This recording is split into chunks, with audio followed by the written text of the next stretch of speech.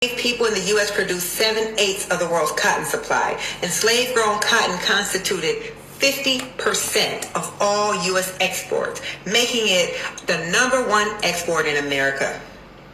And the North was completely intertwined in slavery, so much so that at the start of the Civil War, New York City actually considered seceding from the Union because the economy of the nation's trade capital was so heavily reliant on slavery.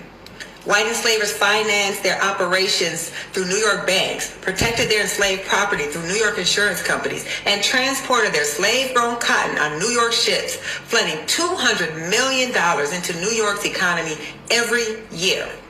Enslaved people built the famous wall that Wall Street is named after. Famous companies such as Lehman Brothers are rooted in slavery. The Lehman Brothers began as cotton brokers in Alabama before moving to New York to help establish the New York Stock Exchange. Brooks Brothers made not only fine suits, but slave cloth outfits to clothe the enslaved. Domino Sugar dominated based on slave-grown sugar. As a result, by some estimates, New York received 40% of all U.S. cotton revenue. They didn't have to own the slaves to profit greatly from slavery. Northern states may have outlawed slavery, but they continued to profit off of slavery and the slave trade.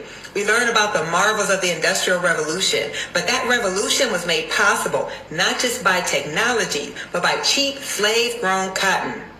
Rhode Island outlawed slavery in 1787, but built its economy on the slave trade. 60% of all ships in the U.S., slave ships, left Rhode Island, and they spawned an entire enterprise to support these slave traders, shipbuilders, sailors, carpenters, rope makers. James DeWitt, he was a Rhode Island slave trader, and when he died in 1837, he was the second richest person in America.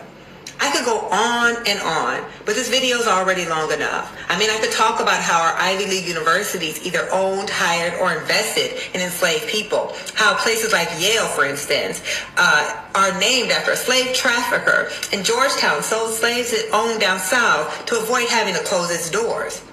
I could talk about while, quote-unquote, only 2% of white people owned slaves, by the time of the Civil War, the United States, the land of the free, had the largest enslaved population in the world. That the value of those enslaved people, that human property, was greater than all of this nation's factories, railroads, and banks combined. In other words, the United States economy and political systems were built in significant part by slavery.